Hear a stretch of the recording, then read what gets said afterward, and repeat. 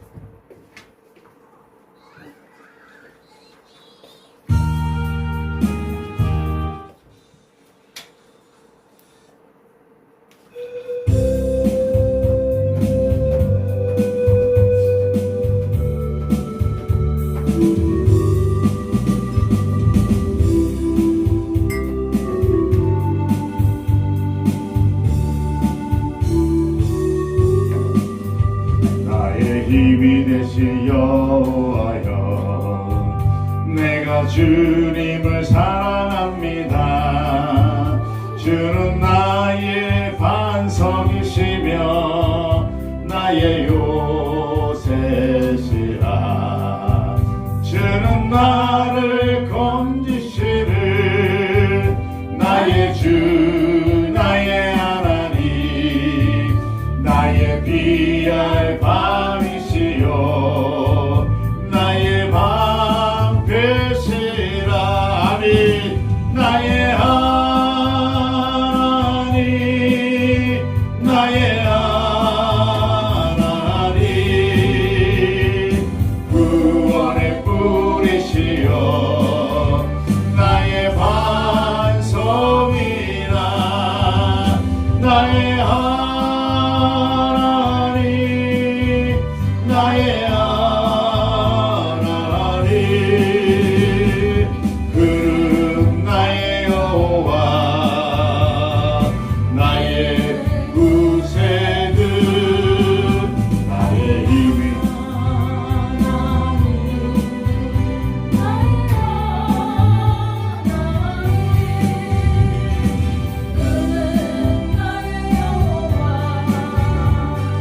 나의 구세주, 나의 생명이시 여호와여, 내가 주님을 사랑합니다. 주는 나의 사랑이시며 나의 의지시라. 주는 나를 이끄시어 주의 길 인도하시며 나의 생애 목자 되시니 내가 따르리라. 나의 하나님, 나의 하나님, 생명의 면류관으로 내게 씌우소서. 나의 하나님, 나의 하나님, 그는 나의 여호와, 나의 구세주, 나의 하나님, 나의 하나님, 그는 나의 여호와, 나의 구세주.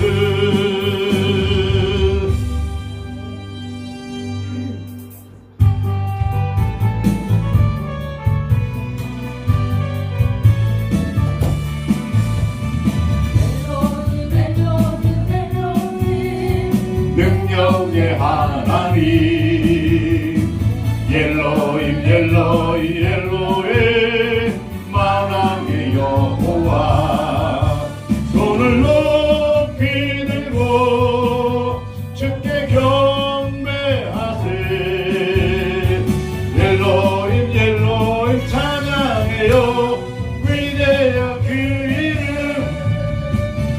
호산나 호산나 호산나, 평강의 하나님 호산나. 호산나 호산나 호산나, 만왕의 왕 예수. 손을 높이 들고 주께 경배해요. 호산나 호산나 찬양해요 높으신 그 이름. 여호와 여호와 여호와, 전능의 하나님. 여호와 여호와 여호와 여호와, 영광의 하나님. 손을 높이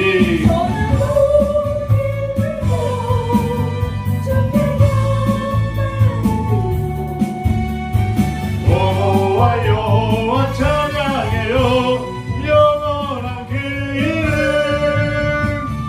엘로힘 엘로힘 엘로힘, 능력의 하나님. 아멘.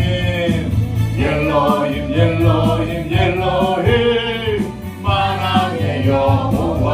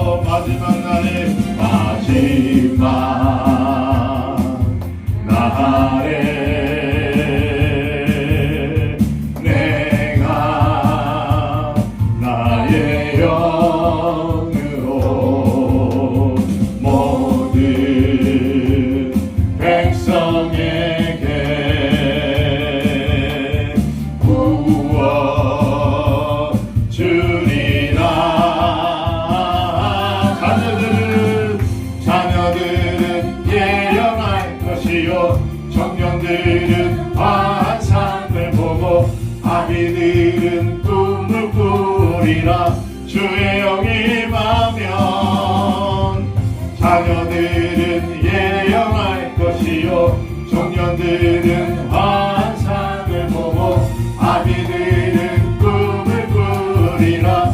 주의 영이 임하면 성령이여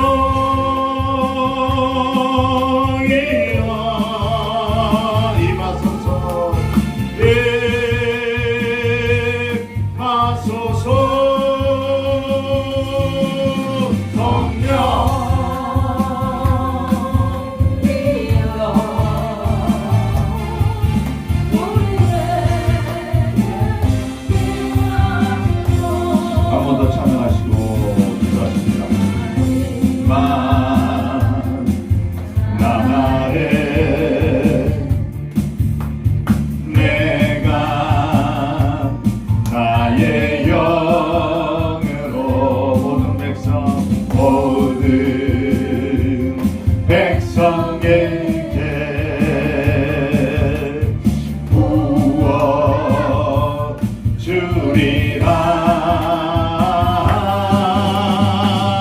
자녀들은 예언할 것이요 청년들은 환상을 보고 아비들은 꿈을 꾸리라.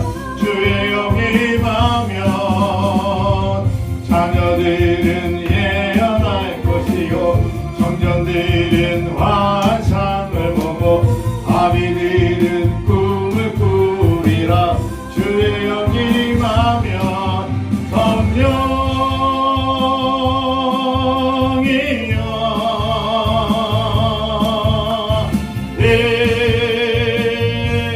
임하소서.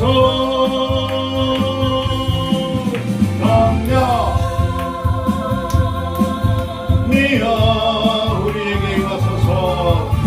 우리에게 임하소서. 마지막 날에 마지막 날에 내가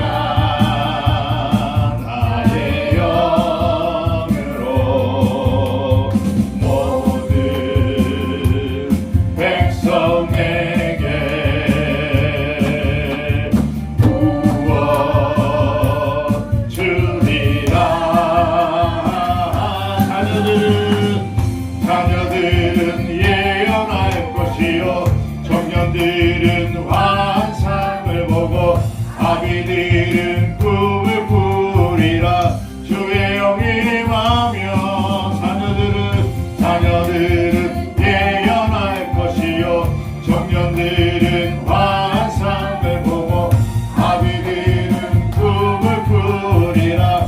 주의 영이 임하면 성령이여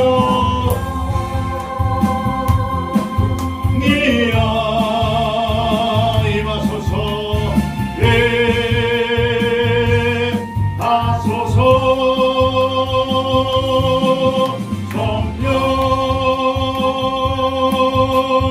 성령이여 우리에게 임하소서. 성령이여 임하소서.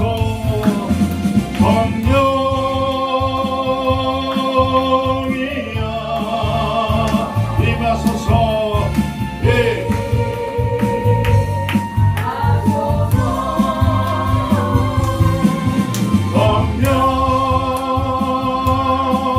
성령이여 우리에게 임하소서. 우리에게 임하소서. 성령이여 성령이여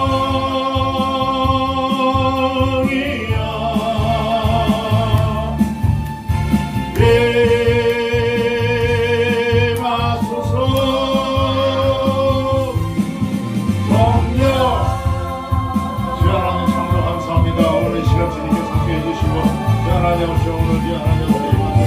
주님과 이어서 하나님 앞에 주 하나님 주의 귀한 자들이 다 되게 하여 주시옵소서. 기도하는 시간 갖겠습니다. 사랑과 은혜가 풍성하지 하나님 참으로 감사합니다. 오늘 이 시간 주님께서 주 하나님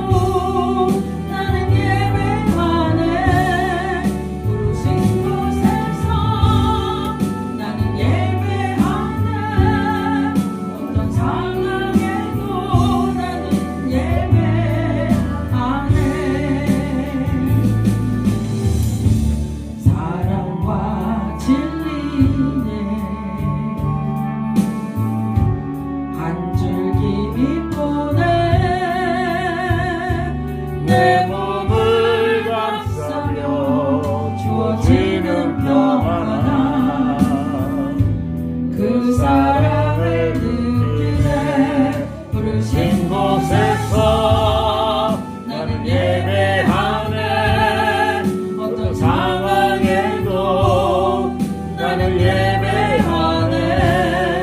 부르신 곳에서 나는 예배하네.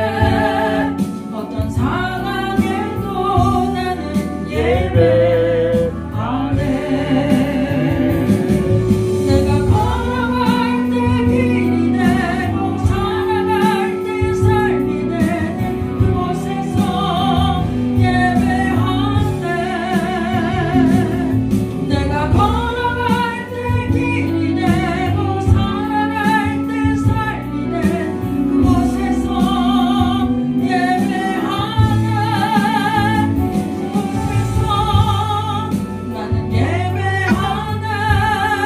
어떤 상황에도 나는 예배하네. 부르신 곳에서 나는 예배하네. 어떤 상황에도 나는 예배하네. 아멘. 따스한 성령님께서 오늘도 저와 여러분들을 이 자리까지 인도하여 주셨고 또한 위로하여 주시며 우리를 포근하게 감싸 주시는 줄로 믿습니다. 아멘. 네, 오늘 말씀 보시겠습니다. 고린도후서 7장. 고린도후서 7장 전체를 한번 읽겠습니다. 고린도후서 7장 1절에서 마지막 절까지.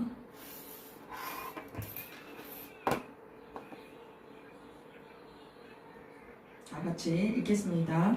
그런즉 사랑하는 자들아, 이 약속을 가진 우리가 하나님을 두려워하는 가운데서 거룩함을 온전히 이루어 육과 영의 온갖 더러운 것에서 자신을 깨끗게 하자.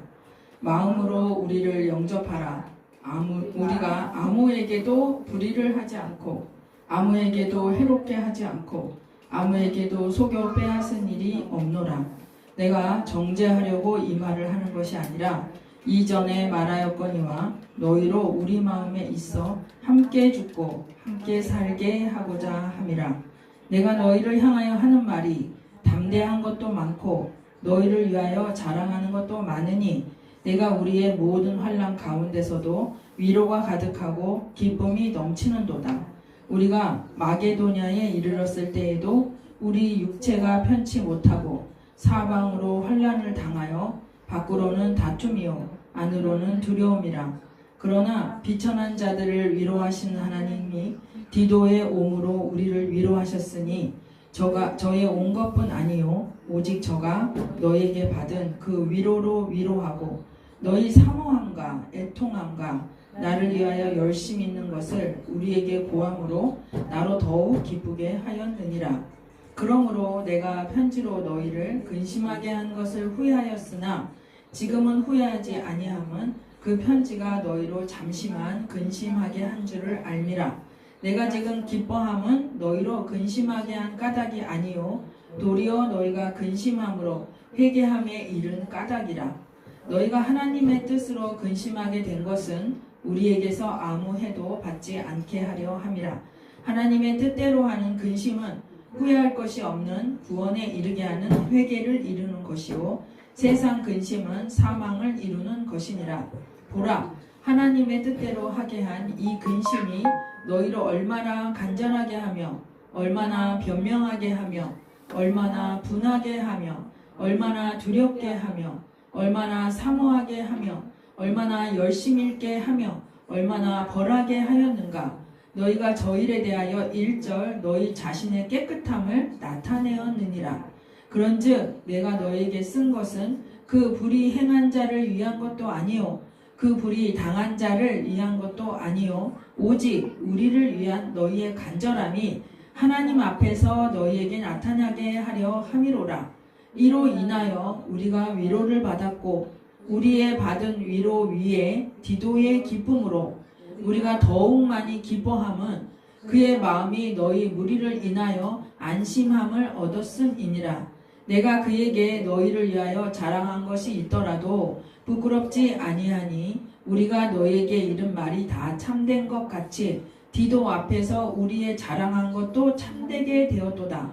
저가 너희 모든 사람들이 두려워하고 떨므로 자기를 영접하여 순종한 것을 생각하고 너희를 향하여 그의 심정이 깊었으니 내가 너희를 인하여 범사에 담대한 거로 기뻐하노라. 아멘. 네, 고린도후서 7장의 내용을 이제 저희가 들어가는데 여기에서 우리가 먼저 알아야 될 것은 배경을 조금 알아야 될 것 같습니다. 네, 지금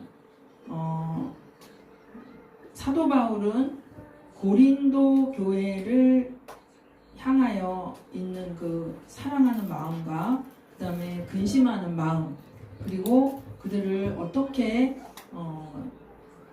그 결론이 다행이에요. 기뻐하는 거로 결론이 나서 어떻게 해서 이렇게 됐는가 우리가 조금 알아보면은, 먼저 사도행전에 볼 때 고린도 교회는 그냥 생겨난 교회가 아니에요. 그래서 오늘도 우리가 말씀을 볼 때 성령님이 어떻게 움직이시는가, 이것에 초점을 맞추면서 우리가 말씀을 보는 눈이 이제 점점 열어지고 있습니다. 고린도 교회는 그냥 생긴 교회가 아니고 2차 전도 여행을 이제 안디옥 교회에서 바나바와 바울을 파송합니다. 그때 바나바의 생질 마가와 동행을 시키요. 그래서 잘 가서 에베소 교회 이렇게 개척을 하고 여러 선교 여행을 하는 중에 이제 그 다음에 2차 전도 여행을 갈 때에 바울은 마가를 데리고 가지 못하겠다고 합니다. 즉 그래서 맨 처음에 그 터키 지방이죠. 지금의 튀르키예 지방 그쪽으로 계속 전도 여행을 가고 있는데, 두 번째 파송을 할 때는 어떻게 된 거냐면 마가가 굉장히 책임감 없이 행동을 했기 때문에 갔다 오고 막 그랬단 말이죠. 그러니까 사도 바울이 나는 마가랑은 같이 안 가겠다. 그러니까 둘로 나눠지게 돼요. 그래서 바나바와 사울이 따로 떠나서 튀르키예를 가고, 바울은 실라라는 제자를 데리고 사도를 같이 동행을 해서 이쪽 마게도냐 쪽으로 오게 되는 거예요. 그러다 보니까 성령의 일하심을 보세요, 여러분. 그러니까 우리는 인생을 살아가는 데 있어서 여러 가지 환경들을 만나요. 그런데 뜻대로 안 될 때가 굉장히 많죠. 표면적으로 볼 땐 둘이 다퉜고 그 다음에 안 좋은 일 같아요. 그런데 하나님은 어떻게 사용을 하시냐면, 만약에 셋이 뭉쳐서 다녀서 그냥 갔다 하면 아마 튀르키예 지역만 전도가 됐을 거예요. 그런데 드로아란 지방으로 내려오게 되면서 사도 바울과 실라가 개척을 했는데, 거기에서 누구를 만나냐면 어느 지방에 와서 교회가 개척되냐면 별로 그렇게 성과가 없었어요. 계속해서 없는데 고린도 지역에 와서 여기서 이제 교회가 개척되게 된 거죠. 그랬더니 고린도 교회에 와서 보니 이들이 신앙심이 높아진 거죠. 바울의 그 가르침에 따라서 여러 가지 은사나 지식과 믿음과 그 다음에 선행과 연보와 모든 면에서 자랑할 만한 교인들이 됐어요. 그래서 우리가 지난번에도 말했지만 고린도 교인들을 너무나 사랑한 사도 바울의 내용이 고린도 전서도 큰 장을 차지하고 있고, 거기에 맞춰서 또 후서를 또 이렇게 썼단 말이죠. 그래서 고린도 교회가 사도 바울의 자랑거리였단 말이죠. 그랬는데 그 다음에 이제 3차 전도 여행을 사도 바울은 가고 있는데, 들려오는 소식이 뭐라고 들려오냐면 고린도 교회에 난리가 났다는 거예요. 거짓 사도들이 벌써 들어와서 니파 네파 나누고, 그 다음에 우상 문제, 혼인 문제, 간음 문제, 법정 소송 문제, 아주 정신이 하나도 없는 거예요, 고린도 교인들이. 그래서 사도 바울이 편지를 쓴 거예요. 고린도 전서의 편지를 우리가 긴 장을 공부를 했죠. 하고 났는데 그 편지를 가지고 보냈을 때에 디모데한테 보낸 거예요. 아들 같은 디모데. 근데 왜 이 편지를 보내면서 편지와 사도 바울을 동일시 여기면서 회심할 줄 알았던 거죠. 사도 바울은. 그랬는데 디모데한테 들려온 소식은 뭐냐면 전혀 반응이 없더라. 고린도 교인이 회개도 안 하고 아무런 반응이 없고 그런 상태를 알게 됐어요. 그래서 고린도 교인들이 왜 이렇게 됐을까? 갔다 보니까 이제 문제가 뭐냐면 그거예요. 사도성에 부인을 하고 있어요. 이제 거짓 복음이 들어와 버리니까 어떤 거냐면 유대인들이 들어와서 또 그 헬라인 또 망령된 신학 이런 사람들이 들어와서는 사도에 대해서 어떻게 생각을 하냐면 이 사람은 말이 조라다. 화려한 수사학이 쓰이는 지방이라 그랬어요. 여기가. 근데 사도 바울은 뭐라 그랬어요? 나는 십자가 외에는 전하지 않는다. 그러니까 두렵고 떨림으로 다니면서 하나님 말씀만 전하려고 애를 쓰는 사도 바울의 모습에서 세상 사람들이 볼 때는 말이 어눌하다. 편지는 뭐 담대한지 모르겠지만 이렇게 말을 하고요. 또 육적인 기준으로 볼 때에 사도 바울의 외모에 대한 비방이 또 있었고 두 번째로는 12제자가 아니다. 뭐 이런 식으로 해서 이 사람들을 망가뜨려 놓은 거예요. 그러니까 사도에 대한 불신. 그 다음에 또 한 가지는 고린도 교인들이 드린 연보라든지 아니면은 다른 교회의 연보, 즉 헌금에 대한 불투명성 뭐 이런 것까지도 논의되면서 사도 바울에 대한 이 신뢰가 깨져버린 상태. 그러니까 그의 신임하는 그 그대로 본받는 디모데 제자가 가서 편지를 전해드렸건만 아무 반응이 없는 거죠. 그래서 그 편지의 소식을 듣고 나서 고린도후서를 쓰게 되는 거예요. 고린도후서를 쓰는데 우리가 2장에 1절부터 보면은 1절 한번 보면요. 내가 다시 근심으로 너희에게 나아가지 않기로 스스로 결단하였노니 이렇게 말해요. 즉 뭐냐면 사도 바울이 처음에 근심하지 않았죠. 고린도전서를 쓸 때는. 근데 이 두 번째는 근심하며 나아갔다는 거예요. 그러면 이 사람이 처음에는 근심했단 말이 없는데 여기에서 나오는 여기 보면 2장 4절에 보면 내가 큰 환난과 애통하는 마음이 있어 많은 눈물로 너희에게 썼노니 이는 너희로 근심하게 하려 하는 것이 아니요. 이렇게 편지를 썼단 말이죠. 그래서 이 사도 바울이 지금 눌림이 있는 거예요. 눌림이 있는데 많은 눈물로 편지를 썼대요. 그러면 이게 이제 눈물의 편지, 이런 눈물의 방문 이렇게 일명 신학에서 이렇게 말을 하고 있는데 사도 바울이 중간에 한번 갔다는 내용이에요. 편지를 처음 쓰고 두 번째 쓰는 거잖아요. 그러니까 중간에 한번 어떤 일이 있었다는 걸 우리가 알 수 있는데 또 유추할 때 13장 1절을 가면요. 지금 처음 고린도전서 보낼 때 고린도 교회 방문했고 그 다음에 이후에 디도를 만나면서 다시 한번 고린도 갈 때는 세 번째 갔다고 말을 해요. 13장 1절에 보면은 목사님 왜 안 해주세요? 후서 없잖아. 고린도 후서 2장 13장 1절을 한번 봐주세요. 13장 1절을 보면 이제 왜냐하면 이거 내용을 얘기를 해야 이 편지가 왜 이렇게 되는지를 알 수가 있거든요. 13장 1절을 보면은 뭐라고 써있냐면 다 같이 읽어볼까요? 시작. 내가 이제 세 번째 너희에게 갈 터이니 그러니까요. 지금 고린도 교인들한테 몇 번째 가는 거냐면 첫 번째 고린도 교회 개척할 때 갔고 그 다음 편지를 보냈고 고린도전서를 보냈고 그 다음에 두 번째 이제 갈 건데 두 번째가 아니고 세 번째라고 말한다는 건 중간에 한번 갔다 왔다는 거예요. 고린도 교회를 갔는데 바울을 배척했다는 거죠.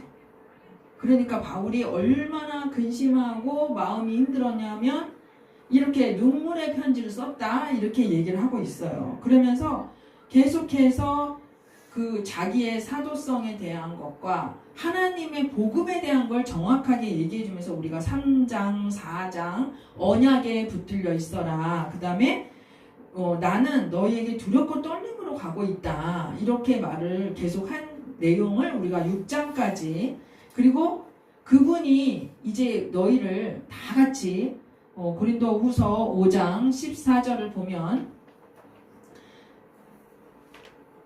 내가 그리스도의 사랑이 우리를 강권하시기 때문에도 이것을 한다는 거죠. 그러니까 여기 이렇게 생각하셔야 돼요, 여러분. 사도 바울의 마음에 성령께서 불릴 듯 일어나게 하시는 거예요.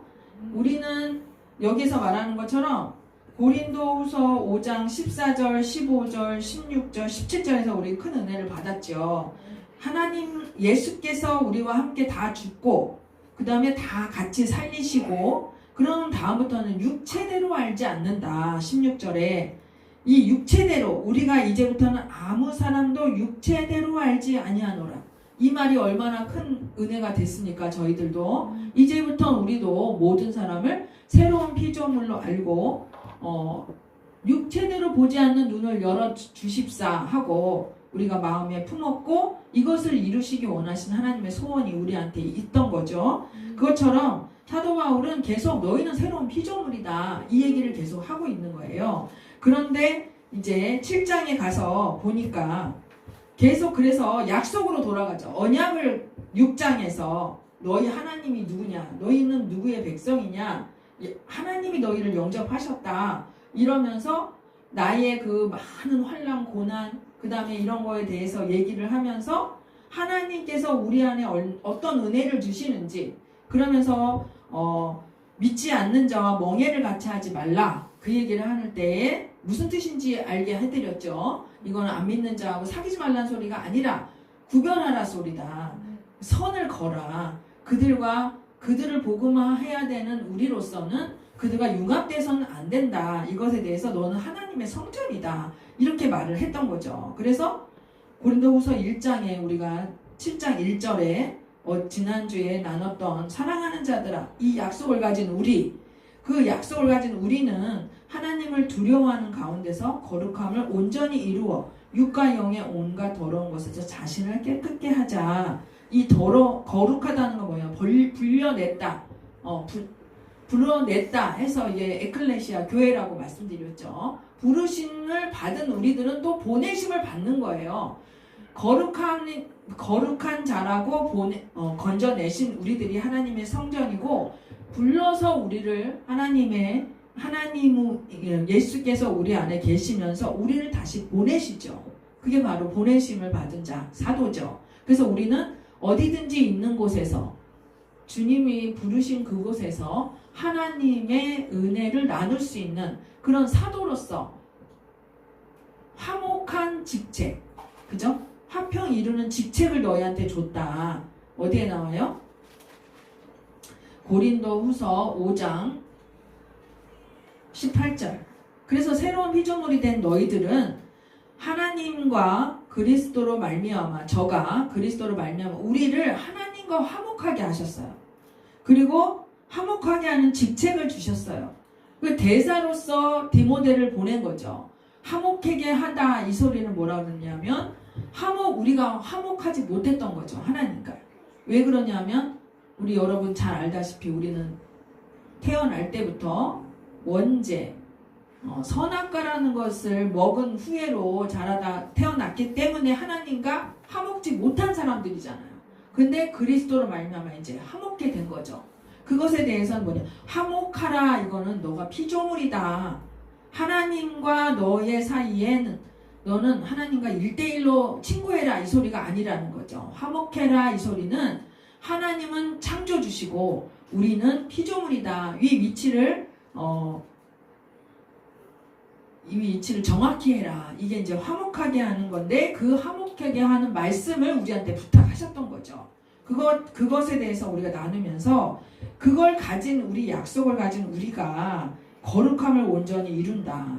거룩하다. 그것은 뭐예요? 하나님 안으로 들어가서 하나님 앞에 피조물로 있는 것이 거룩한 것이다. 하나님의 성분으로 살아가게 되는 것. 그것이 바로 우리가 거룩함을 우리가 하는 게 아니죠. 거룩은 우리가 하는 게 아닌 거예요. 하나님으로부터 나오는 거죠. 이런 상태라는 거. 그래서 온갖 더러운 것에서 자신을 깨끗게 하자 이렇게 말씀을 나누게 되었어요. 그러면 우리 요한 1서 3장 3절에서 3장 9절을 한번 보겠습니다. 요한 1서 3장 3절에서 9절까지. 그러면 이제 이 거룩하게 된 이 사람들은 어떤 사람들이냐? 새로운 피조물이라는 걸 기억을 해야 돼요. 하얀 옷을 세탁소에 맡기기 전에 우리가 어떠냐면 처음에는 아주 조심을 해요. 그죠? 그러다가 이제 조금 더러워져. 그럼 어떻게 아무데나 막 앉죠. 바지 같은 것도 아무데나 앉아요. 근데 세탁소 가서 싹 깨끗하게 빨아갖고 왔어. 그 다음부터 어떻게 해요? 뭐 묻을까 봐 엄청 조심하잖아요. 그게 바로 새로운 피조물. 그래서 영과 육을 깨끗하게 하려고 하는 마음이 우리 안에 들어왔다는 거예요. 새로운 피조물이라는 거는 3장 3절 보겠습니다. 다 같이 읽겠습니다. 주를 향하여 이 소망을 가진 자마다 그의 깨끗하심과 같이 자기를 깨끗하게 하느니라. 죄를 짓는 자마다 불법을 행하나니 죄는 불법이라. 그가 우리 죄를 없이 하려고 나타내신 바 된 것을 너희가 아나니 그에게는 죄가 없느니라. 그 안에 거하는 자마다 범죄하지 아니하나니 범죄하는 자마다 그를 보지도 못하였고 그를 알지도 못하였느니라. 자녀들아, 아무도 너희를 미혹하지 못하게 하라. 의를 행하는 자는 그의 의로우심과 같이 의롭고 죄를 짓는 자는 마귀에게 속하나니 마귀는 처음부터 범죄함이니라. 하나님의 아들이 나타나신 것은 마귀의 일을 멸하려 하심이라. 9절 다 같이 크게 시작. 하나님께로서 난 자마다 죄를 짓지 아니하나니 이는 하나님의 씨가 그 속에 거함이요 저도 범죄치 못하는 것은 하나님께로서 났음이라. 아멘. 지난주에 제가 죄 짓는 것에 대한 원인도 죄의 결과도 우리에게 기속되지 않는다 말씀드렸어요.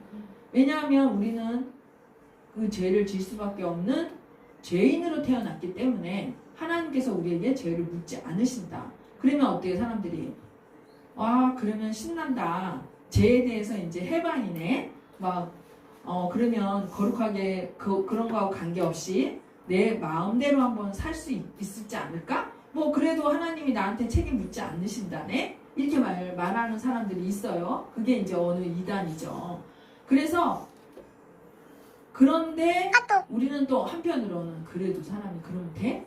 그러면 안 되지? 이러면서 우리가 스스로의 의라는 것으로 들여대면서 죄에서 깨끗하게 하려는 그런 마음이 있었단 말이죠.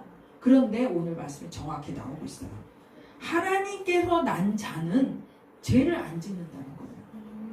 왜냐하면 하나님의 씨가 그 속에 있어요. 그래서 범죄가 안 돼. 그 안에 거하는 자마다 범죄하지 아니하나니 3장 6절에 범죄하는 자마다 그를 보지도 못하고 알지도 못한대요. 그러니까 우리가 이거는 스스로 기만하는 거예요. 내가 하나님을 안다 하면서 죄 짓는 사람들은 그 죄가 나를 죄 짓게 했어. 이 자유로운 게 아니라 내가 내한테 속는 거예요.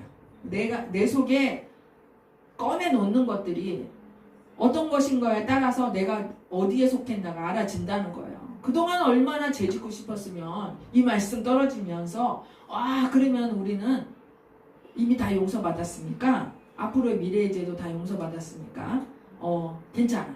이러면서 죄를 짓고자 하는 마음으로 간다면 그것이 바로 기만한다는 거예요. 하나님이 씨가 들어있는 사람은 그런 마음이 안 생긴다는 걸 성경에서 정확하게 얘기해주고 있어요. 왜냐하면 새로운 피조물이기 때문이에요. 새로운 피조물은 그 안에 누가 계세요? 그리스도가 계시죠. 그리스도는 의와 거룩함과 겸손과 그 다음에 구속함을 우리한테 주셨다고 했잖아요. 그런 분이 우리 안에 계시기 때문에 우리는 그게 너무 좋아요. 이제 그런 말미암아 열매가 나타난다는 거죠.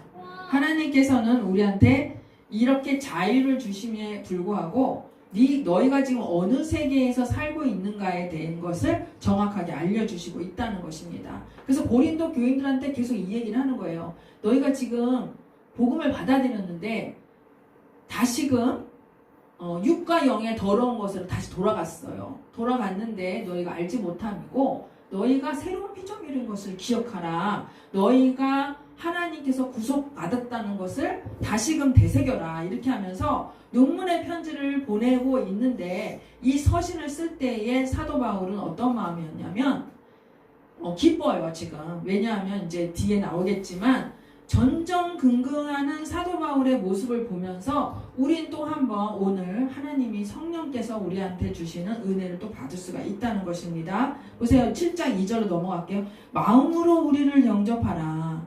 마음으로 우리를 영접하라. 바울 사도는 이게 이제 6장 13절하고 연결되는 거죠. 내가 자녀에게 말하듯 하노니 보답하는 양으로 너희도 마음을 넓혀라. 뭐냐면 좀 우리를 받아들일 수 있는 공간을 좀 만들어줘라. 마음에 공감하는 거죠. 공감. 왜냐하면 우리가 아무에게도 불의를 하지 않고 아무에게도 해롭게 하지 않고 아무에게도 속여 빼앗은 일이 없노라. 이렇게 아주 큰 글씨로 되어 있죠. 즉 뭐냐면 사도 바울이 자기에 대한 얘기를 하는데 아무에게도 불의를 하지 않아요. 즉 뭐냐면 하나님과 반대되는 얘기를 하지 않는다. 그 다음에 아무에게도 해롭게 하지 않아. 내가 지금 너희를 살리려고 하고 하나님의 거룩한 그 중매자로서 너희를 그리스도께 인도하려고 하는 거지 내 사심을 채울 적이 없다. 그 다음에 아무에게도 속여 빼앗은 일이 없다. 나는 우리 사도들은 하나님 마음으로 하나님 일을 하는 것 뿐이지 연보를 탐낸다든지 그래서 오히려 너희한테는 사례비를 받지 않고 있지 않느냐 이렇게 자기에 대해서 얘기를 하면서 우리를 좀 받을 공간을 좀 만들어서 공감을 좀 원하는 거예요. 그러니까 내가 너희를 그렇게 잔인하게 말하듯이 너희한테 내가 입이 벌써 열려있고 마음도 넓어. 너희가 지금 잘못했다고 책망하는 게 아니야. 당연히 그럴 수 있다고 나는 생각하기 때문에 내가 너희를 품어. 다시 왜? 그리스도가 너희를 사랑하시기 때문에 그 마음을 나에게 주셨기 때문에 여기에서 우리는 한 가지를 알 수가 있어요. 이건 사도 바울의 마음이 아니에요. 여러분 우리가 세상 살아가면서 이제 우리가 은혜의 복음을 듣게 되면서 알게 되는 것은 뭐냐면 제가 이걸 지극히 인간적으로 해석할 때는 내 마음으로 해석할 때는 내가 애쓰고 힘쓰는 것으로 봤어요. 사도 바울이 고린도 교인들을 살리기 위해서 애쓰고 힘쓰고 눈물 흘리고 막 그렇게 봤단 말이죠. 근데 우리가 영의 눈으로 볼 때 뭐냐? 그건 그리스도의 마음이에요. 그리스도가 하신다는 거예요. 성령께서 해주지 않으면 사도 바울이 이렇게 할 수가 없다는 걸 우리는 전제로 삼아야 된다는 것입니다. 안 그러면 또 우린 또 율법으로 돌아가서 맞아 이렇게 해야 되지 않아? 전도는 이렇게 해야 되는 거야. 이 정도는 해야지. 사랑을 하려면 이렇게 해야 되는 거 아니야? 그리고 막 또 이거에 보답하지 않고 마음을 넓히지 않는 고린도 교인들인데 괘씸한 마음이 들어간단 말이죠. 근데 이건 고린도 교인에 대한 괘씸한 마음이 아니고요. 여러분이 감정이입이 되면 나의 선행에 대해서 반감을 품는 자들에 대한 마음으로 감정이입이 돼버리거든요. 근데 성경에서 말하는 건 뭐냐면 전부 이게 새로운 시계로 열렸잖아요. 새로운 세대로. 그렇기 때문에 이걸 영으로 봐야 된다는 거죠. 사도 바울은 자신의 열심이 아니고 성령께서 하시는 그 사랑으로 이렇게 마음을 열고 이들에게 다시 한번 편지를 보냈는데 7장 4절에 먼저 보시면 7장 4절에 뭐라 그러냐면요. 내가 너희를 향하여 하는 말이 담대한 것도 많고 너희를 위하여 자랑하는 것도 많으니 내가 우리의 모든 환난 가운데서도 위로가 가득하고 기쁨이 넘치는도다. 사도 바울이 지금 이렇게 사람들이 눈물로 호소해도 받아들이지 않고 있는데 뭐라 그러냐면요. 담대한 게 많대요. 뭐냐면 신뢰한다 소리예요. 나는 너희를 믿어. 너희가 정말 하나님의 백성으로 회심했고 하나님의 은혜 안에 들어와 있다는 걸 나는 믿고 너희가 하나님 다시 은혜 안에 다시금 새롭게 거듭나는 그것을 나는 믿는다 이거예요. 담대하다는 건 뭐냐면 난 믿는다 이거예요. 담대하면 우리가 막 계속 난 너 믿어. 너 믿기 때문에 지금은 이렇지만 난 너 믿어. 알지? 막 이런 말 하잖아요. 지금 그렇게 말하는 거예요. 그러면서 너희를 위해 자랑하는 것도 많아. 너희가 나의 자랑거리야. 너희가 나의 면류관이야. 이렇게 말을 하는 거예요. 그럼 왜 이렇게 면류관일까? 여러분 우리가 고린도전서를 보면 그들의 믿음이 특출나죠. 지식도 많아요. 말도 잘해요. 은사도 많아요. 예, 여러 가지. 그리고 사랑도 많아. 그런 많은 것들이 자랑스러워요. 사도 바울은 하나님 안에서 하나님 주신 것들이 많이 나타나니까. 그런데 나는 지금 너무 환난을 받고 있거든. 이 환난 받는데 이 속에서 너희가 나는 위로가 돼. 왜냐하면 하나님이 일하시는 걸 보니까 위로가 되는 거예요. 사도들한테 위로는요. 지금 사도가 계속 핍박을 받고 있잖아요. 고린도 교인이 이렇게 생각하는 거예요. 하나님이 일을 하는데 왜 그렇게 핍박을 받아? 아니 왜 저렇게 거지같이 사는 거야? 그죠? 아니 집 한 칸이라도 있어야 되는 거 아니야? 우리가 맨날 듣는 소리예요. 하나님 일한다면 똑바로 살지 않으니까 저주받은 거 아니야? 이렇게 세상 사람들이 말하는 것처럼 지금 고린도 교인이 사도 바울한테 이렇게 말하고 있는데 사도 바울은 뭘 하냐면 나는 너희가 은혜 안에 있는 것만 봐도 위로가 돼. 내가 핍박받고 내가 고난받는 건 아무것도 아니야. 왜냐하면 다른 복음하고 싸우려니까 어쩔 수가 없는 거예요. 사도 바울은 거기서 유대교회하고 싸우고 다른 복음들하고 싸우려면 핍박받는 게 당연하죠. 왜냐하면 이 십자가 외에는 증거하지 않는데 지금 다 그런 거예요. 유대인들이 지금 너무나 훌륭하게 잘 살고 있잖아요. 바리새인들이.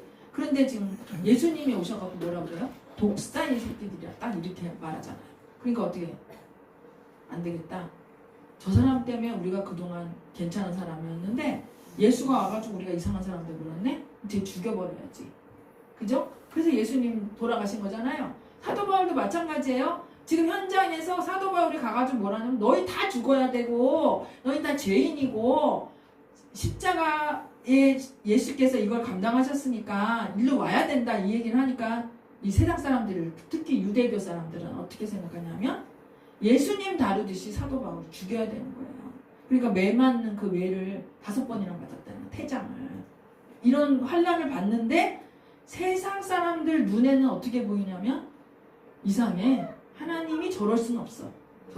저렇게 하는 건 하나님이 아닌 것 같아.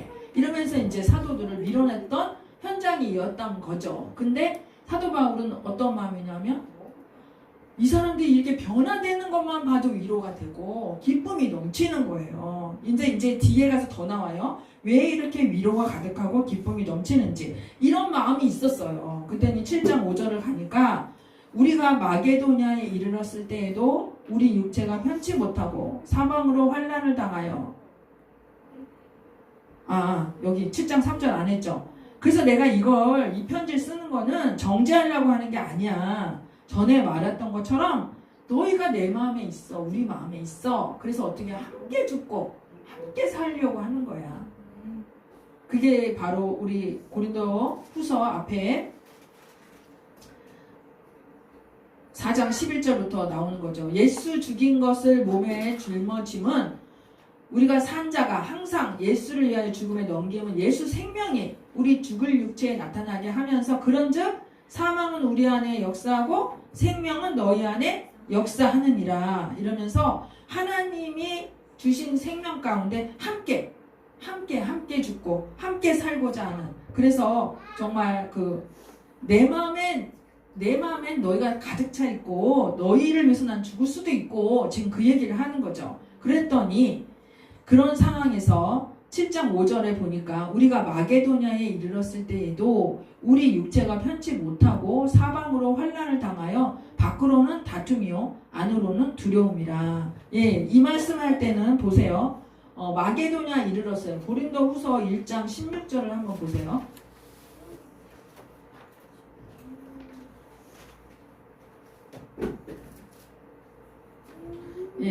여기 이제 마게도냐를 갔다가 마게도냐에서 너희에게 가서 너희가 보내지면 유대로 가기를 경영했는데 첫 번째 여기 2장 12절을 한번 보세요. 2장 12절 드로아에서 복음을 전하려고 드로아에 갔는데 문이 열렸어요. 복음의 문이 열려가지고 우리 같으면 또 이럴 수 있어요. 아, 고린도 교인들이 안 받아들인데 그러면 거기 놓고 여기가 열리네? 그럼 여기다 전도하면 되는 건가? 교회 세우면 되는 건가? 이럴 수 있다는 거죠. 근데 에베소에서 보낸 에베소에서 디모데가 그냥 왔잖아요. 편지에 대한 답이 없이. 그때 사도 바울은 어떻게 했냐면 디도를 다시 보내요. 디도라는 사도를 다시 고린도로 보내는데 디도가 회신을 갖고 와야 돼. 회신을 갖고 오면 마음이 편할 것 같아. 그러니까 눈물에 방문했고 편지 이제 고린도 전서 후서에 대한 내용이 이제 거기 있는 거예요. 그랬는데 디도가 그다음 보세요. 디도가 안 와. 아무리 기다려도. 2장 13절 내가 내 형제 디도를 만나지 못함으로 내 심령이 편치 못하여 저희를 작별하고 어디로 가요? 마게도냐로 가요. 아까 그랬죠. 마게도냐로 가게 하기를 원한다 그랬죠. 왜 마게도냐 가냐면 디도가 올 때 여기 마게도냐로 지나오기 때문에 빨리 만나려고. 그러니까 지금 사도 바울 마음에는 고린도 교회가 빨리 이걸 회복을 해야 되는데 안 돼 있는데 이 소식을 지금 디도한테 보내거든요. 편지를. 그러니까 디도가 그 편지 소식을 갖고 와야 되는데 얼마나 마음이 졸이겠어요. 이게 바로 뭐냐면 눌린다는 거지. 그러면 이게 사도 바울이 개인적 무슨 근심이나 이런 것 때문에 눌린 게 아니라고 얘기를 하고 있고, 그 다음에 하나님 일을 하는 데 있어서 사실 뭐 사도 바울이나 우리나 너무 또 성령이 임재하신 상태에서 우리가 은혜 복음을 들으면서 또 느끼는 거군요. 근심하면 안 되는 거야. 성령이 사시니까 이제 근심하면 안 되는 거야. 무조건 막 기뻐해야 돼? 이런 마음이 들 수 있잖아요. 그런데 오늘 위대한 사도 바울이 눌려가지고 마음이 곤고해갖고 지금 얘기하는 거예요. 디도 사도가 안 와갖고 죽겠어. 내 심령이 편치 못하여 나오죠. 그래서 이분이 어떻게 됐냐면 디도를 기다려갖고 7장 5절에 가보세요. 이제 마게도냐로 갔어요. 디도 기다리냐고. 그랬더니 육체가 편치 못하고 우리 심령, 마음이 편치를 않아. 왜 편치 못하냐면 뭐 앞에 있는 모든 뭐 핍박, 환난, 궁핍 이런 것도 있지만 그래서 설명해요. 사방으로 환난을 당하여 밖으로는 다툼이고요. 안으로는 두려움이에요. 여러분 사도도 지금 밖으로는요 거짓 사도들하고 반대자들하고 다툼이 있고요. 안으로는 이게 중요해. 두렵대. 여러분 이게 성령으로 일하시는 분도 성령 안에 있지만 우리가 이 마음이 있다는 거예요. 이게 얼마나 또 위로가 됩니까? 바울도 이랬구나. 그럼 나도 그럴 수 있네. 나도 잘못된 게 아니야. 이런 마음으로 우리가 남 잘 될 때는 잘 모르겠지만 남 안 될 때 우리가 또 위로를 받아요. 아, 바울 사도가 얼마나 마음이 힘들었으면 두렵다는 표현을 했을까. 정신적으로요 이게 전전긍긍하는 거예요. 이게 저희가 이게 교회를 하지 않습니까? 목회를 하지 않습니까? 성도가 어떤 마음을 가지냐에 따라서 또 어떤 행동이 일어날 때 우리한테 나타나는 현상과 비슷해요. 하나님이 내 뱃속으로 낳은 백성, 내 아직 자식이 아닌데도 불구하고 지금 배로 낳았다고 얘기하잖아요. 사도 바울이. 그래서 이 복음 안에서 우리가 이렇게 교제하고 이런 것들에 있어서 목회자는 좀 다른 마음이 있단 말이죠. 왜냐하면 이 길을 가게 하신 거니까. 사도 바울은 지금 내가 환난은 당했는데 밖으로는 힘들어. 안으로는 두려워. 왜냐하면 고린도 교회는 그렇게 열심히 가르쳐놨는데 지금 다른 사도들이 다른 복음이 들어와가지고 다 쑥대밭 만들어 놓고 세상으로 돌아가 버린 것 같으니까 하나님 앞에 이 성령의 근심이죠. 성령의 근심. 그러면서 어떻게 해요? 근데 지금 이제 우리가 이걸 느낄 때 뭐라고 해야 되냐면 이 두려우면 안 되는데 이런 게 아니고 하나님께서는 우리의 이 육체의 연약함을 아신단 말이죠. 우리의 체질을 아시는 하나님께서 얼마나 위로하시고 또 그 모습을 기뻐하세요. 왜냐하면 하나님 마음으로 그렇게 하기 때문에. 그런데 중요한 아주 좀 기뻐하는 소식이 왔습니다. 이제 하나님의 위로가 옵니다. 7장 6절에 그러나 비천한 자들을 위로하시는 하나님이 디도의 옴으로 우리를 위로하셨으니 이렇게 해요. 여기 지금 뭐라고 나오냐면 디도가 왔는데 위로가 됐대. 그러면 무슨 소리예요? 디도가 왔는데 막 얼굴이 어때? 화난 거지. 기뻐가지고. 됐네. 디도가 오는 것만 봐도 기뻐요.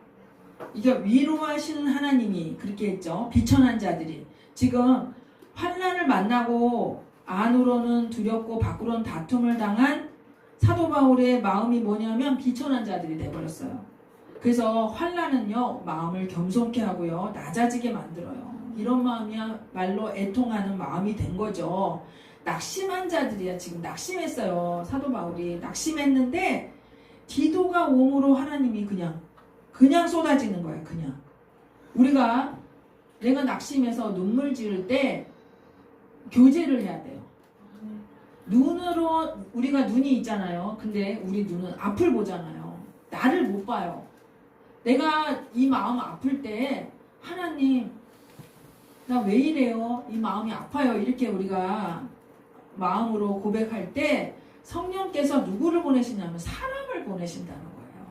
그래서 교회라는 것은 뭐냐면 이 건물이나 어떤 뭐 시스템으로 해서 굴러간 이게 중요한 게 아니고요. 성도와 성도의 만남으로 인해서 성도에게 역사하신 하나님을 볼 때 내가 기뻐지는 거예요. 그래서 하나님은 우리에게 사람을 붙이시고 사람 가운데서 함께 있게 하시는 거예요. 사람 혼자는 절대로 위로가 편협됩니다. 내가 나를 못 보기 때문에. 그래서 여기도 지금 우리가 너무 위로가 되는 게 하나님이 사도 바울의 마음이 낮아지고 겸손해지고 막 애통을 하고 있으니까 디도가 오는 것만으로도 그냥 바로 얼굴 보고 됐구나 이렇게 이제 보면서 기뻐졌어요. 그랬더니 7장 7절에 나와요. 저의 온 것뿐 아니요. 어떻게 위로가 됐냐면 그가 온 것뿐 아니요. 오직 저가 너희에게 받은 그 위로로 위로하고 너희의 사모함과 애통함과 나를 위하여 열심히 있는 것을 우리에게 고함으로 나를 더욱 기쁘게 하였느니라. 아멘. 예, 그랬더니 디도가 와서 뭐라 그러냐면 고린도 교인들이 너무 저한테 잘해줬어요. 요것 때문에 위로가 받았고 두 번째로는요. 어머나 고린도 교인들이 사모해. 누구를? 사도 바울. 그들이 여전히 바울을 사모하고 있고요. 여전히 그것 때문에 애통하고 있고 그 죄에 대해서 그 고린도전서의 죄를 파헤쳤잖아요. 그것들을 대해서 애통하고 있고 그 다음에 또 사도 바울에서도 열심히 있어. 하나님의 일을 하는 사도를 열심히 도와야 된다. 이런 마음으로 있다는 것을 알려줘가지고 내가 너무 기쁜 거예요. 아까 여기 7장 4절에 위로가 가득하고 기쁨이 넘치는도다 말씀이 있었죠. 이 말씀 내용이 바로 여긴 거예요. 그래서 사도 바울의 마음이 기뻐졌단 말입니다.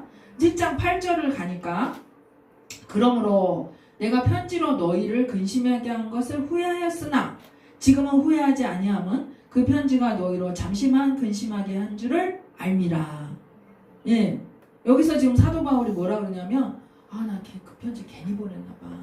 고린도전서 보면 아시잖아요. 안 내쫓고 뭐하냐. 그 음행하는 사람들. 니네 뭐하는 거냐. 막 야단치죠. 책망하죠. 정죄하죠. 좀 세요.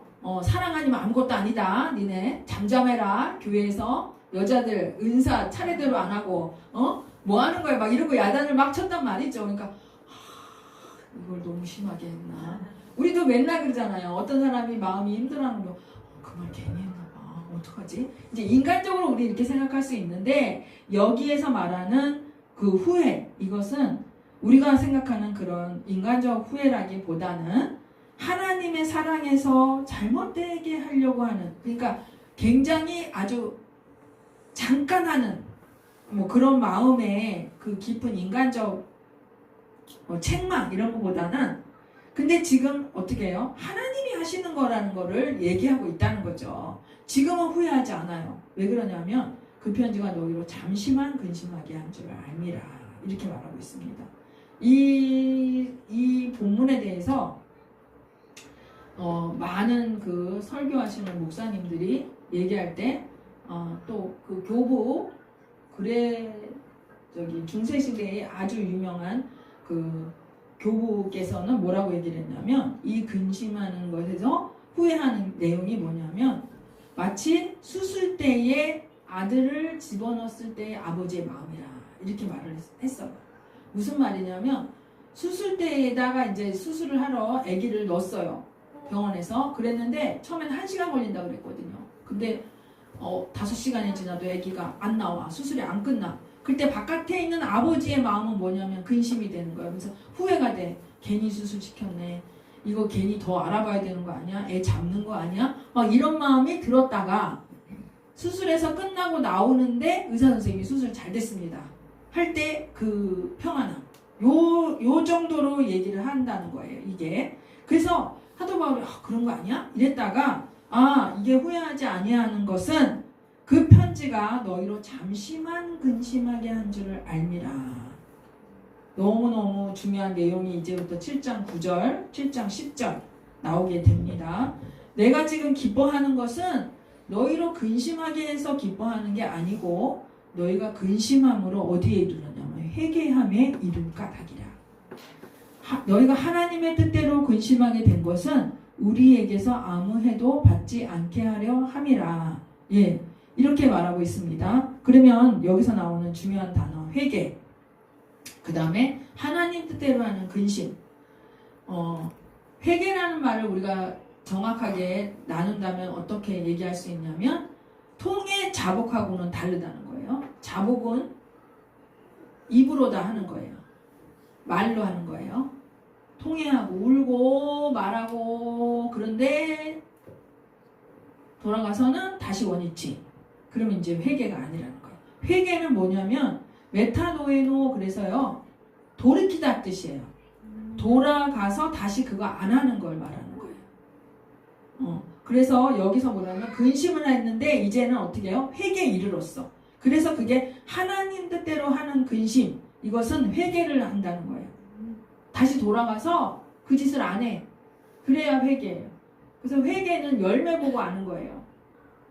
열매 보고 통해 자복한다고 해서 그게 자복이 아니라는 거. 그 뒤에 일어나는 어떤 사건들에 통해서 진짜 회개가 됐나 안 됐나 이것을 알 수 있다는 거죠. 그리고 너희가 근심했는데 우리에게서 아무 해도 받지 않게 하려 함이라. 이 뜻은 뭐냐면 너희가 우리한테서 내가 이 말을 함으로 너희가 조금도 손해를 안 받았다. 손해를 보지 않게 하는 것이다. 이렇게 해석할 수 있습니다. 즉 내가 이렇게 편지를 보냈는데 너희 손해 끼치려고 손해본 거 없어 니네. 왜냐하면 하나님의 뜻대로 하는 근심을 하게 돼가지고 회개케 했기 때문에 그 하나님 뜻대로 하는 근심은 7장 10절에 나옵니다. 어떤 근심이냐? 후회할 것이 없는 구원에 이르게 하는 회개를 이루는 것이요. 이렇게 나와요. 영적 근심이라는 거죠. 여러분 7장 8절의 후회와 7장 10절의 후회를 보세요. 색깔이 다르죠. 7장 10절은 사도가 성령에 의해서 잠깐 하는 거기 때문에 사도 색깔인데 7장 10절은 이 후회는 패역한 색깔이에요.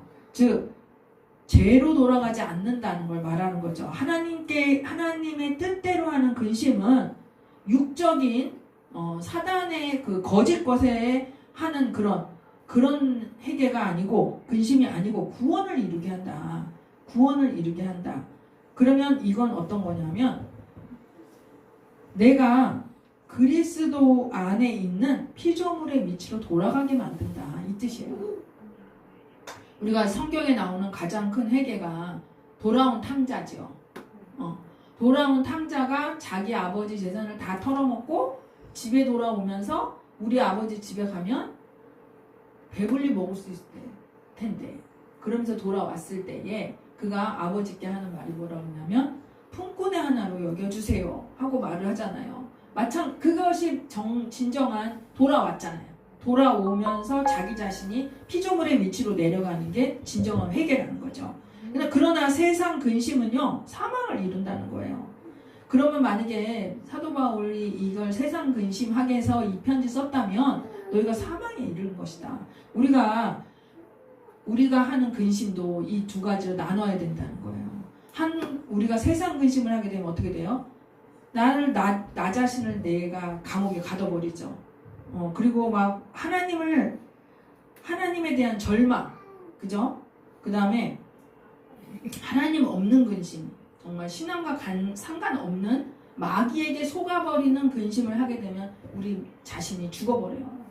그러니까 이것이 아니라 우리 하나님 뜻대로 하는 이 근심이 너무나 중요하다는 거예요. 우리가 지금요, 어찌 보면 성령께서 이제는 옛날 같으면 근심도 사서 있지만 사도 바울의 이것을 우리가 영어로 보지 않는다면 안달복달하는 사도 바울처럼 보일 수 있어요. 성령님이 전도 여행하게 하셨는데 하나님이 어련히 알아서 하실까? 뭐 이렇게 날릴까? 이렇게 생각할 수도 있다는 거죠. 그러면 또 우리 삶을 볼 때 우리가 그럴 때 있잖아요. 우리가 요새는요 너무 근심을 안 해서 걱정이야. 그게 걱정이야. 좋은 것 같지만 또 좋지 않을 수도 있어요. 근데 하나님은 너무 지혜로우신 분이잖아요. 우리를 환경을 만들어서 근심케 하셔. 어떤 근심? 회개에 이르는 근심. 하나님 뜻대로 하는 근심으로 이끄신단 말이죠. 그게 하나님의 은혜예요. 내어버려 두지 아니하시는. 이제부터 우리가 더 지혜로운 길로 들어간 것은 내가 내 일을 만들어서 내가 스스로 근심하는 것은 내가 사망에 이르르고 그 다음에 시간과 물질과 생명이 망가져. 그동안의 근심이라면. 근데 이제는 은혜의 복음의 세계를 알고 나서 나한테 오는 어떤 환경을 받아들일 때 나는 할 수 없다는 것을 고백하고 났을 때 이런 환경이 오면 이것마저 내가 할 수 없기에 하나님이 어떻게 인도하시는가 볼 때에 나의 마음은 평안을 유지할 수 있다는 것을 우리가 이제 알잖아요. 마찬가지로 하나님께서 주시는 근심은 그러면 나를 돌아보게 하는 근심인 거죠. 우리가 이거는 해야 된다는 거예요. 우리가 이것을 놓치면 우리는 아나무인이 될 수도 있고 무기력한 사람도 될 수 있고요. 또 아무것도 안 해도 된다는 매너리즘에 빠지게 되면 뭐 아무것도 안 해도 된다며 뭐 아무것도 하지 말지 뭐 이렇게 된다는 거죠. 그래도 손대지 않는다 이 말에 우리가 잘못된 오류에 빠지면 이상하게 돼버려. 사랑이 없는 자가 돼버려. 만약에 여기서 사도 바울이랑 손대지 않아. 성령이 알아서 하실 거야. 그 손을 딱 뗐어.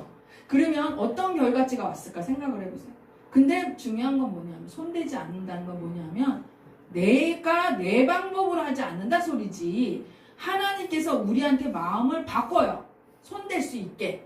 그럼 그때까지 기다리는 것을 말하는 거예요. 사도 바울도 지금 기다리잖아요. 눈물도 흘리고 마음에 근심도 있고 눌려갖고 두려워. 안으로는 두려워. 왜 그럴까? 막 저들이 나에 대한 이 반감 때문에 내 사역에 대한 이런 게 문제가 아니라 내가 그냥 저들의 영혼에 대한 그 근심, 눌림 이런 게 눌려지는 거예요. 사도 바울은 자기 유대 민족에 대해서도 자기가 눌린다. 차라리 내가 지옥 가고 저들을 구원해주면 좋겠다. 이런 말을 한 것처럼 우리가 이 말씀을 들을 때에 나한테 오는 어떤 환경이 내가 근심만 하고 오는 게 아니라 하나님께서 하나님 뜻대로 하는 근심으로 이끌기 위한 환경을 만들고 계시는구나. 이런 거시적 눈을 떠야 된다는 거죠. 하나님께서 성령이 오시면 거시적 안목을 열어주셔가지고 우리에게 말씀을 보내셔서 위경에서 건지신다 하신 그 말씀처럼 말씀을 주시든지 다른 지체를 통하여서 하나님께서 성령이 일하심을 보여주시면서 우리 근심을 벗겨주시든지 이런 가정이 있다는 것을 이 말씀을 통해서 우리는 봐야 된다는 거죠. 그래서 하나님 뜻대로 하는 근심은 해야 돼요.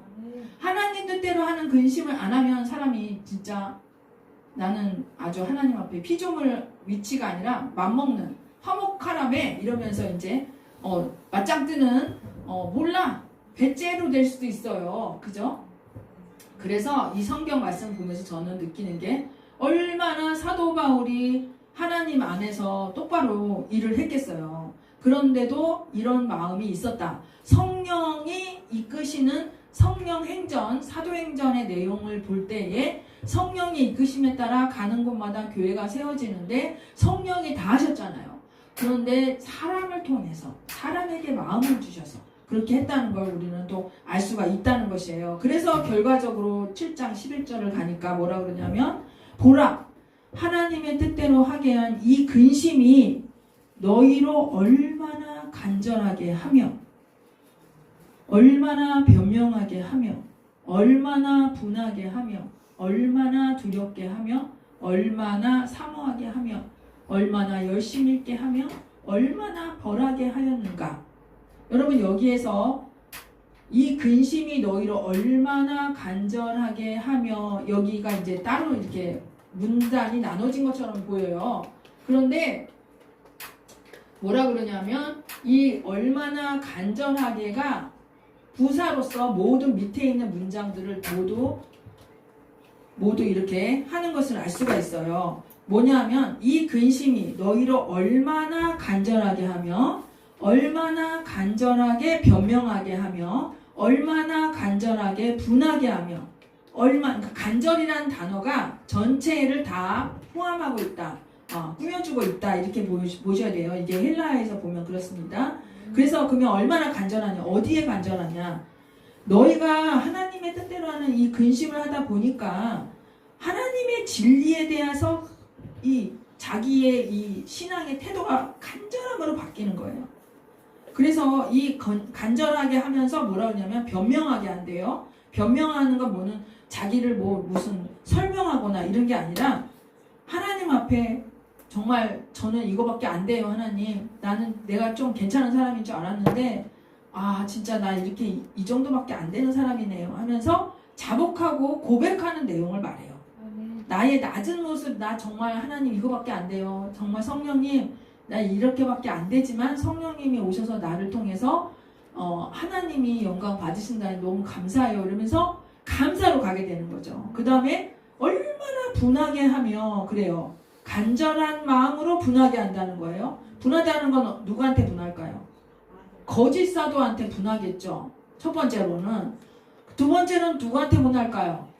나한테 분해요. 나한테 화가 나. 왜 그런지 알아요? 그것도 구분 못하고 거짓말하는데 속아가지고 나 자신에 대해서 분해요. 분해. 그 다음에 또 얼마나 두렵게 하며 간절한 마음으로 두렵게 해요. 이 두렵게 한다는 것은 7장 1절의 거룩함을 온전히 이룬 그 말씀하고 일맥상통하면서 두려워야지 거룩해야 한다는 거예요. 그러니까 거룩하다는 건 뭐냐면 경외하는 마음이죠. 두려울 경자. 그죠? 두려울 경자에 공경하다 이런 뜻이에요. 삼가할 경자에 공경 경자에 두려워할 외자. 하나님을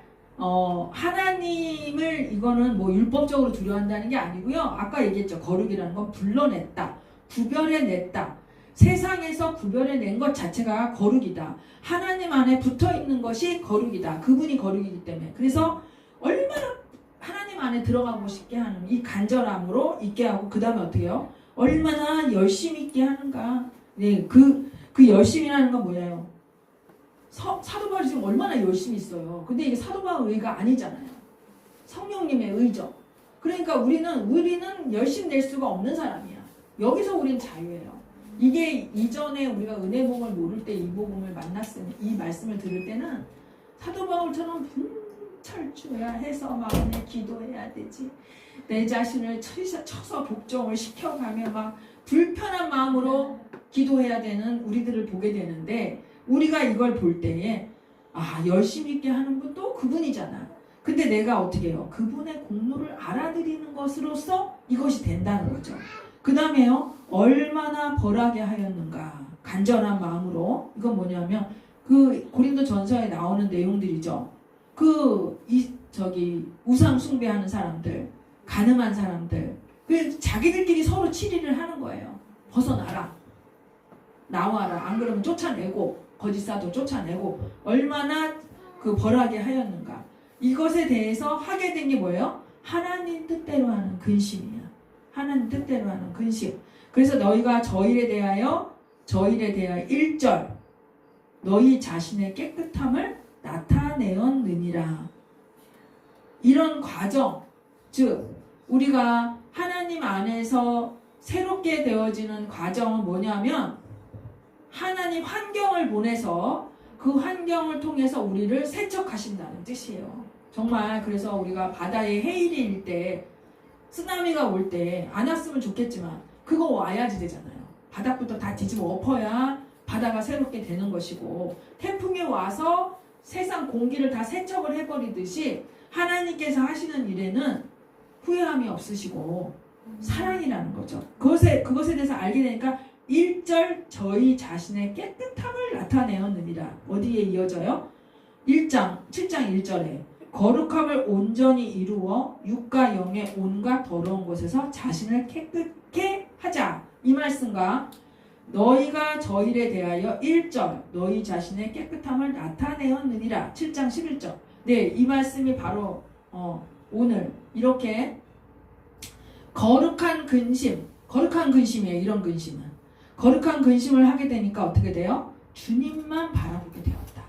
하나님만 보게 되었다. 그래서 거룩을 온전히 이루게 되었다. 이 말씀으로 우리가 들어가는 거죠. 5장 17절에 새로운 피조물이 되었다. 이 말씀에 대한 말씀도 되게 되는 거죠. 그래서 이 말씀을 통하여서 오늘 우리가 또 하나님께서 주시는, 우리에게 주시는 그 모든 말씀 가운데 참 감사해요. 여기 보면요, 색깔로 한번 볼까요? 7장 11절 한번 보세요. 하나님의 뜻대로 하게 한 이 근심이 너희로 얼마나 간절하게. 무슨 색깔이에요? 개, 빨강색. 얼마나 변명하게, 빨강색. 얼마나 분하게, 빨강색. 얼마나 두렵게, 얼마나 사모하게, 얼마나 열심히 있게, 얼마나 벌하게. 그럼 누가 하시는 거예요? 하나님이 하시는 거예요. 강 목사님이 얘기해 주셨는데 이 꽃게 7마리예요. 꽃게 7마리가 자주 나와요. 성경에는 골로새서도 나오거든요. 그럼 보면은 이게 우리가 하나님이라고 구분하지 않으면요, 다 내가 하는 거잖아요. 내가 간절해야 되고, 내가 변명하고, 내가 분하고, 내가 두렵고, 사모하고, 열심히 있고, 벌하게. 어떻게? 그러니까 내가 기도 많이 해야 되고, 또 내가 하나님 앞에 간절해야 되고, 내가 하나님 앞에 자복해야 되고. 열매는 우리 몸을 통하여 나타나지만 우리 마음에 그 마음을 누가 주장하시냐? 성령이 주장하시는 거예요. 그러니까 성령이 주장하실 때까지 어떻게 해요? 우리는 기다리는 거죠. 얼마나 자유로운지 몰라. 내가 할 게 없기 때문에 성령이 주시면 하는 거예요. 성령이. 근데 성령 하나님은 우리가 볼 때 질서의 하나님이시고, 그 다음에 이 세상 모든 천지를 창조하신 하나님께서 우리를 통하여서 이것을, 선한 뜻을 우리로 품게 하셔가지고 이것을 만들어 가시는 것을 우리가 알 수 있다는 거죠. 그래서 거룩한 근심 하면 누가 제일 생각나세요, 여러분? 구약에. 여러분은 거룩한 근심이라고 생각하지 않을 수 있는데, 하나님은 시편 6편 한번 볼까요? 시편 6편. 시편 6편.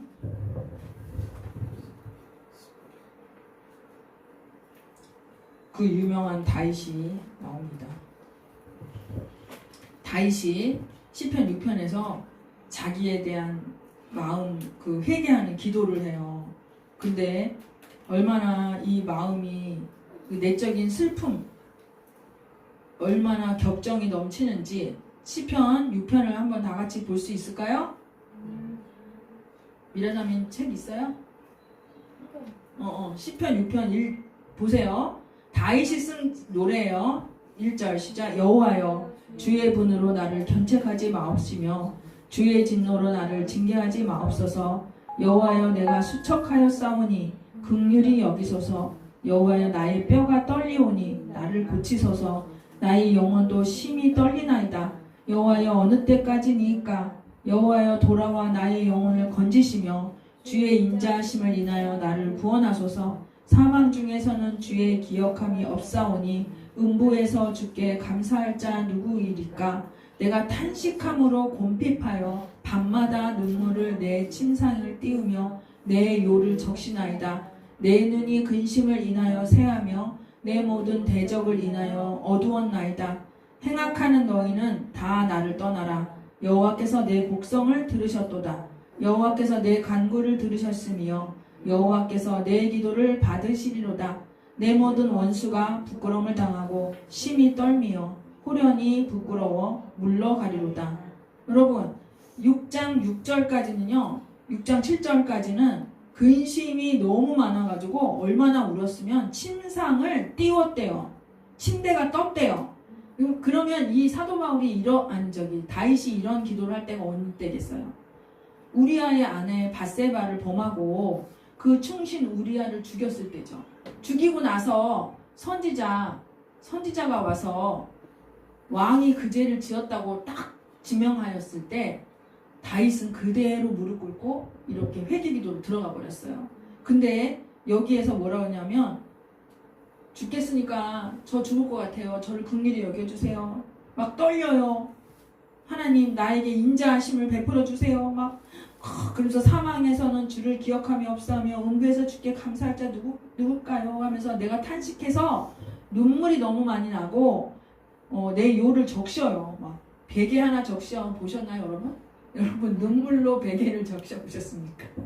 눈물 먹은 젖은 빵을 먹어봤습니까? 이런 얘기는 하지만 요가 적실 정도면 얼마나 울었는지 한번 생각해 보세요. 베개 적시기도 어려울걸, 그죠? 근데 이 사람이 뭐라 그러냐면요 6장 8절에서 응답이 왔는데 행악하는 너희는 다 나를 떠나라. 여호와께서 내 곡성을 들으셨다. 여호와께서 내 간구를 들으셨으며 여호와께서 내 기도를 받으셨고 내 모든 원수가 부끄러움 당하고 심히 떨미어 호련히 부끄러워 물러가리로다. 응답이 왔어요. 뭐라 그래요? 허물의 사함을 받고 그 죄의 가리우심을 받은 자는 복이 있나니. 일하지 않은 자 은혜를 주신 하나님 얘기할 때 다윗이 제일 정확히 안다고 했죠. 다윗은요 이 죄가 자기 죄가 아니라는 걸 아는 거예요. 원인과 결과가 나에게 있지 않다는 걸 응답을 받은 거예요. 그러니까 다윗은 금방 회복돼 갖고 모든 원수 누구야? 나를 죄짓게 한 그 사단이 부끄러움 당했어요. 그 다음에 열왕기상 1장 한번 가볼까요? 열왕기상 1장 찾을 수 있어요? 목사님 찾아주세요. 열왕기상 1장. 다윗이 이제 하나님이 명예회복을 시켜주시는 내용이에요. 제가 말하는 게 뭐예요? 회개라는 건 뭐냐? 열매가 있어야 된다 그랬죠. 회개는 메타노나이 돌이켜서 그것을 행하지 않는 게 회개다 그랬죠. 왕상 1장을 봐보세요. 예. 725페이지네. 여기에서는 725페이지. 예. 보면 읽어볼게요. 다윗 왕이 나이 많아서 늙으니 이불을 덮어도 열왕기상 1장 왕상 1장 1절 보세요. 어떤 내용이냐면 다윗 왕이 아까 그렇게 울고불고 했죠. 죄지고 회개하고 나니까 하나님이 회복시켜 주시고 거기서 사함을 받았어요.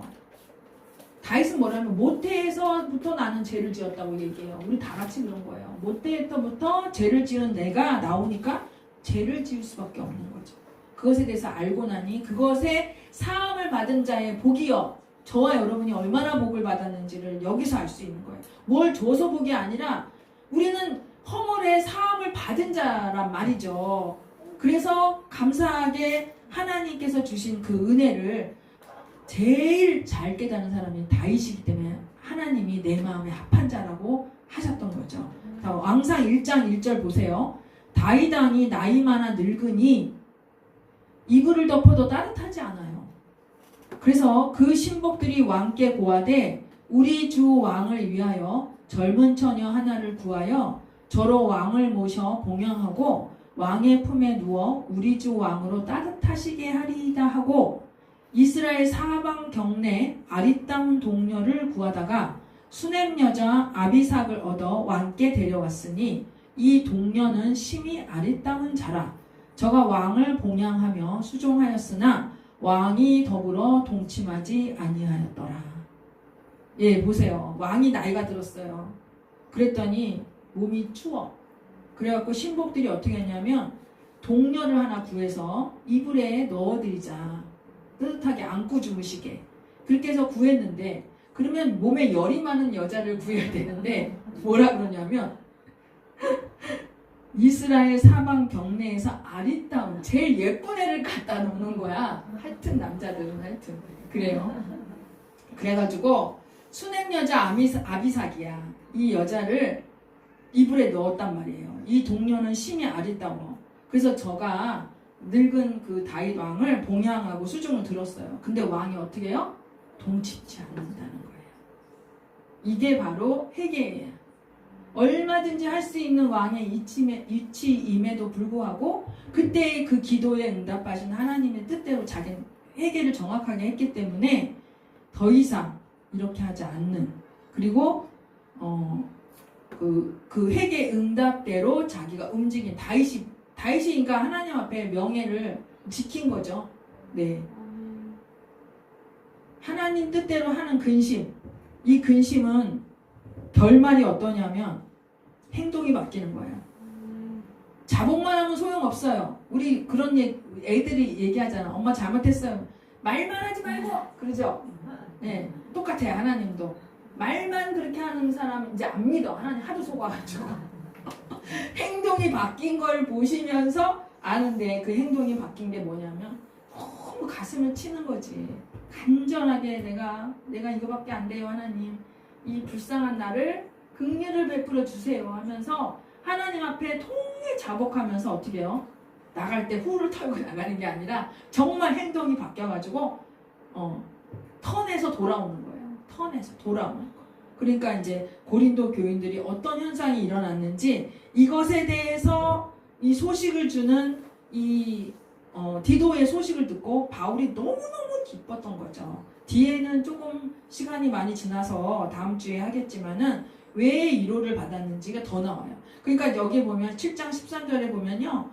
이로 인하여 우리가 위로를 받았고 우리의 받은 위로 위에 디도의 기쁨으로 우리가 더욱 많이 기뻐함은 그의 마음이 너희 무리로 인하여 안심함을 얻었음이니라. 여러분, 디도는 솔직히 엄청 겁났을 거예요. 바울이 가도 안 돼. 디모데가 가도 안 돼. 근데 그 편지를 써주면서 사도 바울이 네가 한번 가봐.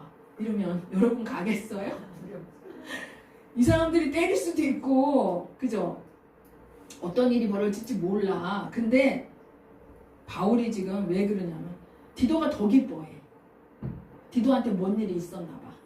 그래갖고 이제 이 뒤에 내용이 그거거든요. 다음 주에 우리가 오늘은 시간이 많이 지난 관계로 오늘 여기까지 7장 11절까지 해야 되겠네요.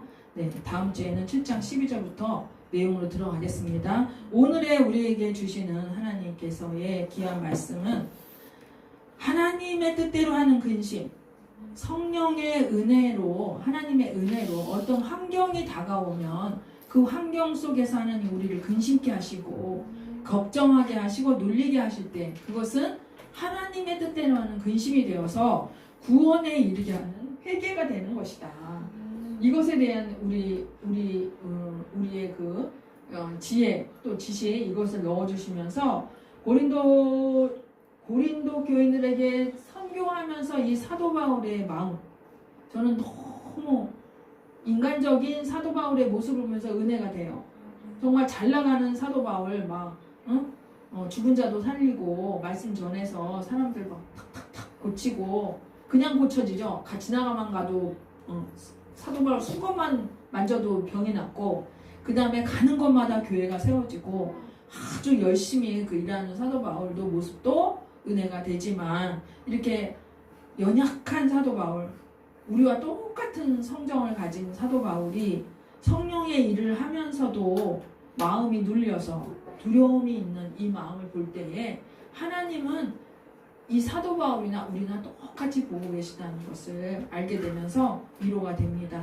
여러분의 환경이 어떤 환경이 오든지 간에 여러분이 그 마음을 하나님 앞에 두시면서 성도에게 어떤 환경이 오는 건 이제 우리가 알다시피 정말 뭐냐면 은혜 아니면 안 된다는 걸 알려주시기 위해서 오는 사건들이라는 걸 우리는 이렇게 볼 수가 있어요. 사도 바울이 막 가는 데마다 착착착착 대박, 그죠? 하나님 돼버리지. 뭐 똑같아요. 사도 바울이나 우리도 막 착착착착 잘 돼봐요. 막 뭐 어디 교회 왜 와? 하나님 왜 믿어? 자기가 하나님인데, 그죠?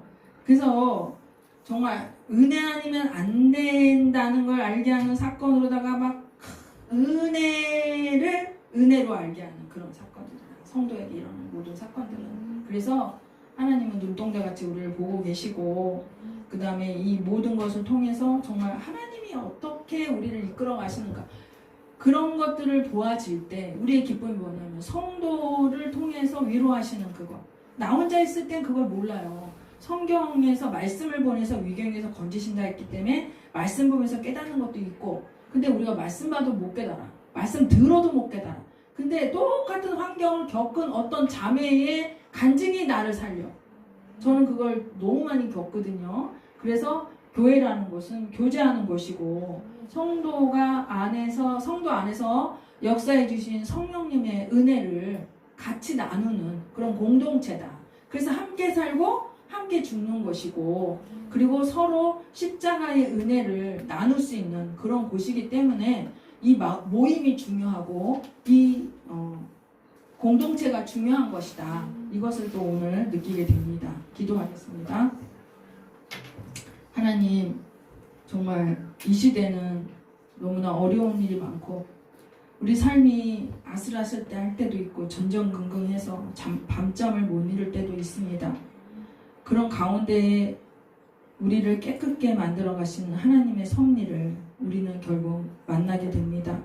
주님, 우리한테 그 마음을 짓누르는 염려, 근심, 걱정이 있을 때 성령님이 우리의 삶을 인도해 가시는 이 환난의 바람, 고난의 바람, 여기서 하나님의 손을 발견하게 하시고 위로받고 감격하여서 그리스도의 것으로, 예수 것으로 사는 영광을 찬미하는 우리들이 되게 하실 줄을 믿고 감사드립니다. 그래서 거룩하게 하시는 하나님을 찬양하며 하루하루 그 하나님의 은혜 가운데 살아가는 저희들 되게 하심을 감사드리며 예수님의 이름으로 기도합니다. 아멘.